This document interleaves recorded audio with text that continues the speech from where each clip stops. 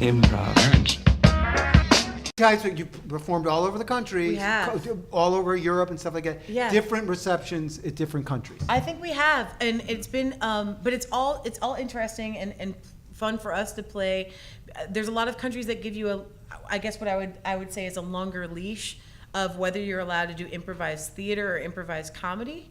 And I think that the musical falls in a beautiful kind of obtuse in between, because people are aware that it will be funny, but they're also okay with feeling things because music brings things out in people. So we land in a strange pocket of what's okay. I know that when we went to Germany, we went to 2 cities in Germany, and we went to Latvia, and both of those places were very open to the idea that they were allowed to cry. Like, they were very open to feeling pain during musical theater, and they were open to feeling like joy and loss. And we had a really rich, strange, complex show in Riga, Latvia, and they were just like, one of our students said something that we've kept, say that thing that I didn't know whether to laugh or cry, so I did both.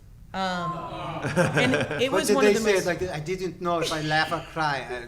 yes, All and right. that made it. Very Somehow good, that made it very like a good. solid, strong quote. Right. Yeah. But that really stuck with us and made us kind of want to do that here. So when we got back to Chicago, it became more about like, can we make people laugh and cry? And one of the shows that I think Jerry may have been at the show, that he was talking about that affected him, the first one he saw. We did a scene between a father and daughter about a father that felt like he had let people down, and the daughter was saying like, I don't care if you're working, like I want you to live the life that you've wanted. And she was a very little girl, and it was about like going off of his like planned path and doing what he needed to do. And she drew a little like treehouse for them to play in. And one of a person we'd never met before wrote us on Monday after our show on the weekend and said, I watched your show, I don't know either of you, I went into work and quit my job. And we were German, so right? That was in no, German. no, that was I here. think I quit my job. No. Thank you. It was in Chicago, and we were so touched. And we've gotten weird remarks like that over and over again. I think because people give music a little bit more credence to speak louder. Comedy, comedians are already the modern day philosopher, and if you add music to that, it makes it a richer depth of we're allowed to kind of feel things, and people really have been active off of our show that we feel a responsibility to say something. We feel a responsibility to say something inside of We also start off by saying like, this improv shows are a fun place to laugh, but don't be afraid to feel all feelings. Yeah. Because we've done so much improv that like a groundbreaking moment for me was doing a show where the audience was like, it became very serious. It wasn't even our show, it was like Storybox long ago in the San Francisco Improv Festival, and we made the audience cry at this great show. And it was like being in it was so surreal just to be one of the actors in it, and the standing ovation of all these crying people at the end. I was like, there's something more than just laughs to this whole improv thing. That changed my path right there. That's right.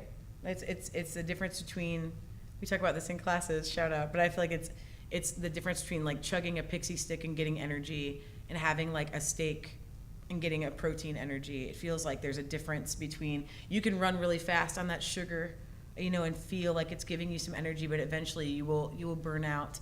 And that can feel like some improv that's fun, and then you kind of feel like there must be more. And then when you have protein-based improv, it feels like I can go forever. This feels good, and I'm still sustained. And that's kind of the thing we've been trying to push with here. Improv.